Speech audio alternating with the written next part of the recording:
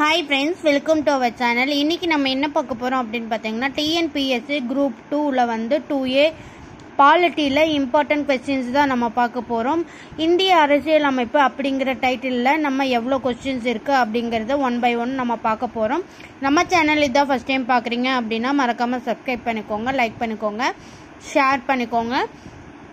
இதுல வந்து பாத்தீங்க அப்படினா previous question plus repeated questions மட்டும் தான் நான் உங்களுக்கு அப்லோட் பண்ணிட்டு இருக்கேன்.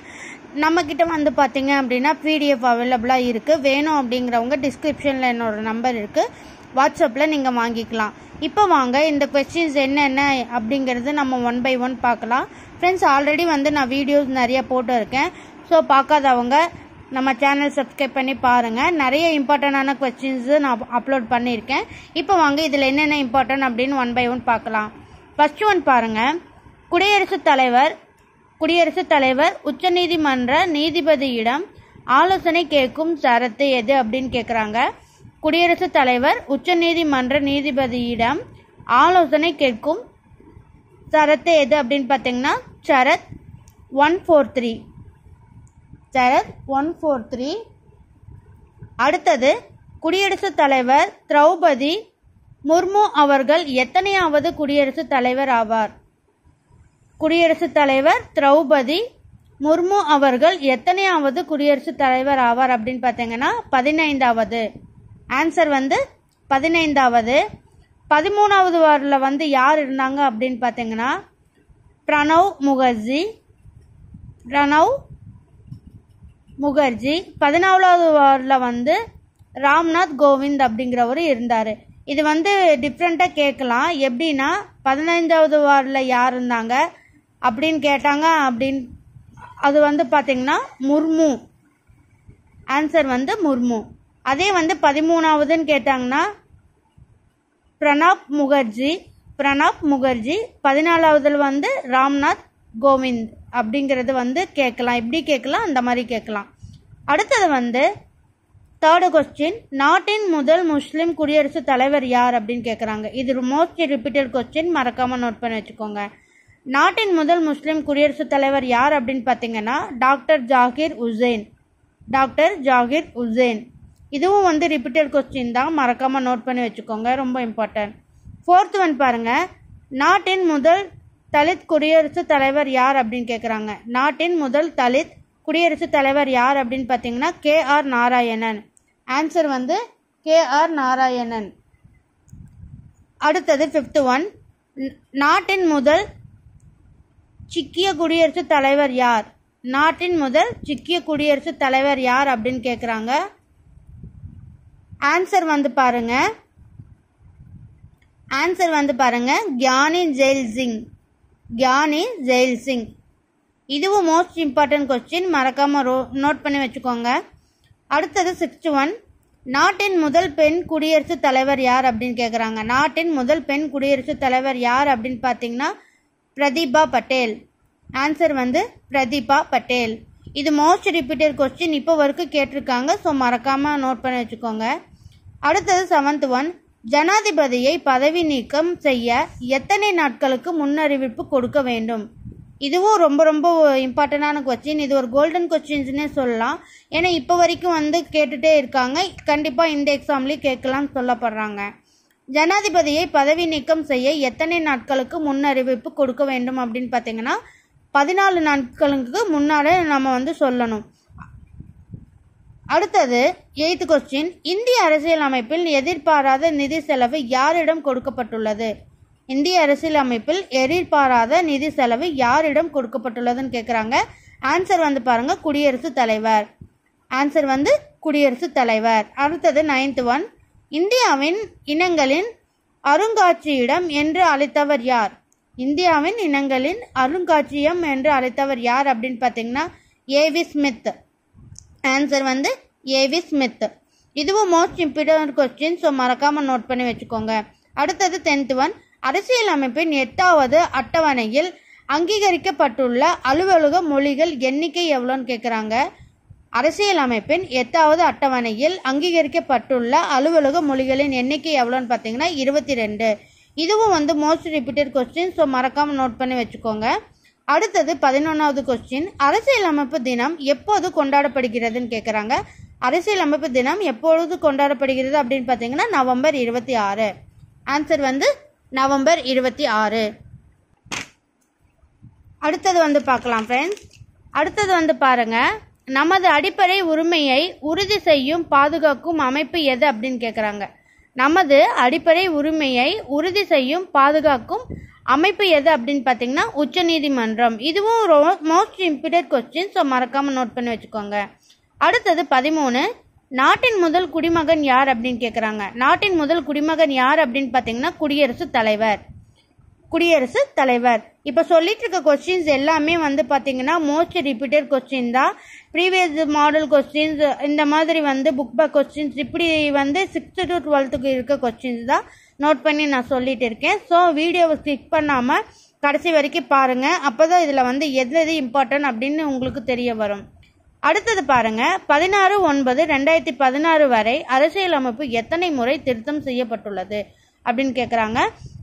101 தடவை வந்து திருத்தம் செய்யப்படுறாங்க.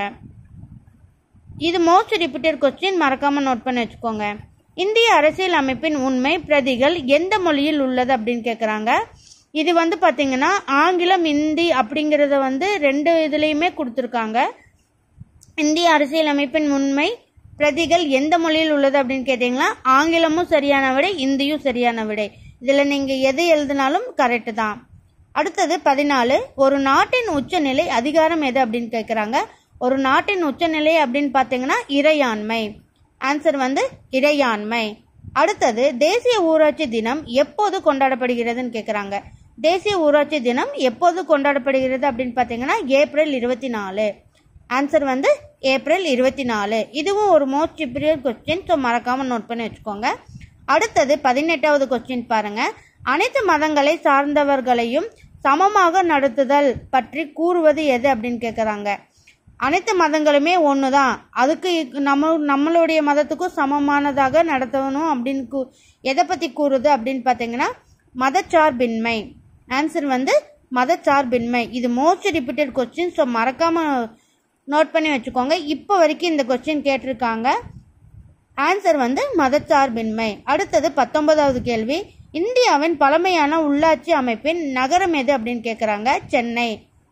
பழமையான உள்ளாட்சி அப்படின்னாலே நோட் பண்ணிக்கோங்க ஃப்ரெண்ட்ஸ், சென்னை. ஓகேங்களா.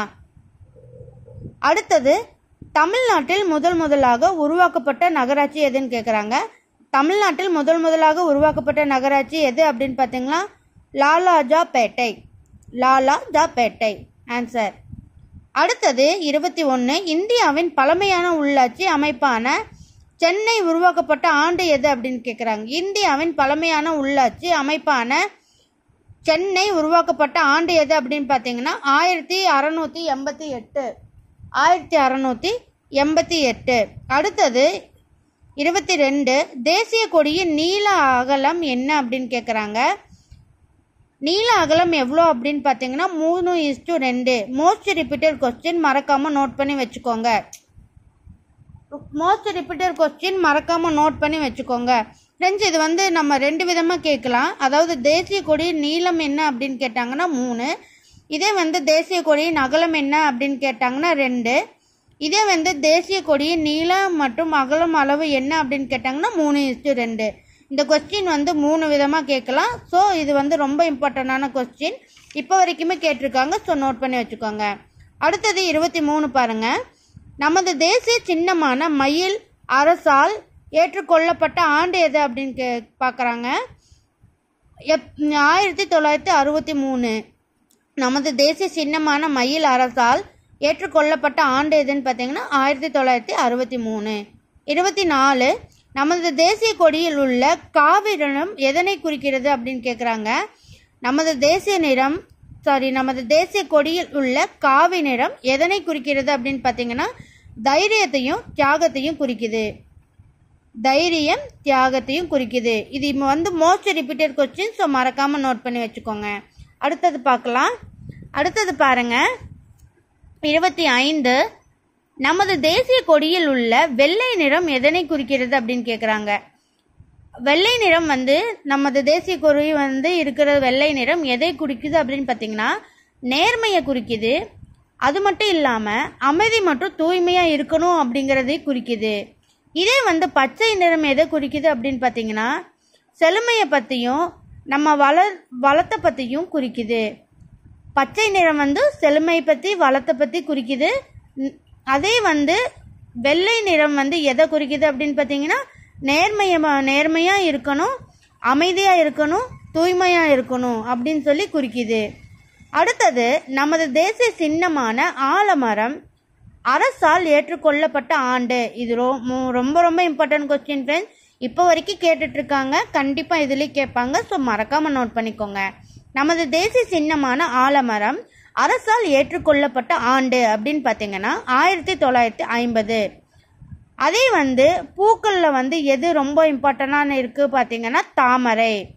பழங்களில் வந்து மாம்பழம். சரிங்களா? தேசிய மலர் தாமரை. இதே வந்து பழம் தேசிய பழம் அப்படின்னு பார்த்தீங்கன்னா மாம்பழம். எந்த ஆண்டில் வந்து அரசால் ஏற்றுக்கொள்ளப்பட்டது அப்படின்னு பார்த்தீங்கன்னா 1950. அடுத்தது பாருங்க, இது வந்து 1973 வந்து புலி, 2008 வந்து கங்கை ஆறு, 2010 வந்து யானை ஆற்று ஓங்கில், 2012 வந்து லாக்டோபேசில்லஸ். நாகம் வந்து பார்த்தீங்கன்னா ராஜநாகம் நமது இயற்கை தேசிய சின்னங்களில் ஒன்று அப்படின்னு சொல்லி சொல்கிறாங்க. இந்த ஆண்டுகளில் வந்து நிறைய உங்களுக்கு ரிப்பீட்டடாக கேட்பாங்க. இது வந்து book back question friends. So இது வந்து இந்த மாதிரி தான் கேட்பாங்க. 1973 என்ன இருந்தது, அதாவது விலங்கு பற்றி கேட்கலாம். அடுத்தது வந்து 2008 ஆறு பற்றி கேட்கலாம். 2010 விலங்கு எது அப்படின்னு கேட்கலாம். 2012 வந்து என்ன ஊர் என்ன இடம் அப்படின்னு கேட்கலாம். அதே வந்து இது எதனை சார்ந்தது அப்படின்னு பார்த்தீங்கன்னா நாகம். அது என்ன பேர் அப்படின்னு பார்த்தீங்கன்னா ராஜநாகம். அப்படிங்கிறது இந்த கொஸ்டின் மோஸ்ட் இம்பார்ட்டன்ட். ஸோ மறக்காமல் நோட் பண்ணிக்கோங்க. அடுத்தது நமது தேசிய கொடியில் நடுவில் அமைந்துள்ள அசோக சக்கரத்தின் நிறம் என்ன அப்படின்னு கேட்குறாங்க. நமது தேசிய கொடியில் நடுவில் அமைந்துள்ள அசோக சக்கரத்தின் நிறம் வந்து பார்த்தீங்கன்னா கருநீலம். ஆன்சர் வந்து கருநீலம். ரொம்ப இம்பார்ட்டன்ட். ஸோ மறக்காமல் நோட் பண்ணி வச்சுக்கோங்க. இதை வந்து எது குறிக்குது அப்படின்னு பார்த்தீங்கன்னா அறவழியையும் அமைதியையும் வலியுறுத்துகிறது அப்படின்னு கேட்குறாங்க. அறவழியையும் அமைதியையும் வலியுறுத்துகிறது அப்படின்னு சொல்லப்படுறாங்க. அடுத்தது 29வது கேள்வி பாருங்க. அசோக சக்கரத்தின் அறங்களின் எண்ணிக்கை எவ்வளோன்னு கேட்குறாங்க. அசோக சக்கரத்தின் அறங்களின் எண்ணிக்கை அப்படின்னு பார்த்தீங்கன்னா 24. இது வந்து பார்த்தீங்க அப்படின்னா மோஸ்ட் ரிப்பீட்டட் கொஸ்டின். மறக்காமல் நோட் பண்ணி வச்சுக்கோங்க. அடுத்தது 30வது கேள்வி பாருங்க. பாசறைக்கு திரும்புதல் எந்த நாளில் அனுசரிக்கப்படுகிறது அப்படின்னு கேட்குறாங்க. பாசறைக்கு திரும்புதல் எந்த நாளில் அனுசரிக்கப்படுகிறதுன்னு பார்த்தீங்கன்னா ஜனவரி 29. ஆன்சர் வந்து ஜனவரி 29. அடுத்தது 31வது கேள்வி. 31வது கேள்வி பாருங்க. சர்வதேச அகிம்சை நாள் ஐநா சபையால் அங்கீகரிக்கப்பட்ட ஆண்டு எது அப்படின்னு கேட்குறாங்க. சர்வதேச அகிம்சை நாள் ஐநா சபையால் அங்கீகரிக்கப்பட்ட ஆண்டு எது அப்படின்னு பார்த்தீங்கன்னா 2007. நம்மக்கிட்ட வந்து PDF அவைலபிளாக இருக்குது ஃப்ரெண்ட்ஸ். உங்களுக்கு இந்த போன்ற வீடியோஸ் உங்களுக்கு வேணும் அப்படின்னா, இந்த மெட்டீரியல்ஸ் வேணும் அப்படின்னா நீங்கள் வந்து இந்த நம்பருக்கு வாட்ஸ்அப் பண்ணுங்கள். நான் அதுக்குண்டான மெட்டீரியல்ஸ் என்னென்ன வேணும் அப்படின்னு கிளியராக உங்களுக்கு எக்ஸ்பிளைன் பண்ணுறேன். நம்மக்கிட்ட வந்து எல்லா டைப்பான கொஸ்டின் அண்ட் ஆன்சர்ஸ் இருக்குது. வேணும் அப்படிங்கிறவங்க கீழே தெரியுற இந்த டிஸ்கிரிப்ஷன் நம்பர் தரேன், நீங்கள் வாட்ஸ்அப்பில் வாங்கிக்கலாம். கண்டிப்பாக இந்த வீடியோ உங்களுக்கு ஹெல்ப்ஃபுல்லாக இருக்கும் அப்படின்னு நினைக்கிறேன். நம்ம சேனலுக்கு சப்ஸ்கிரைப் பண்ணிவிட்டு லைக் பண்ணுங்கள். Okay friends, thank you. Thanks for வாட்சிங்.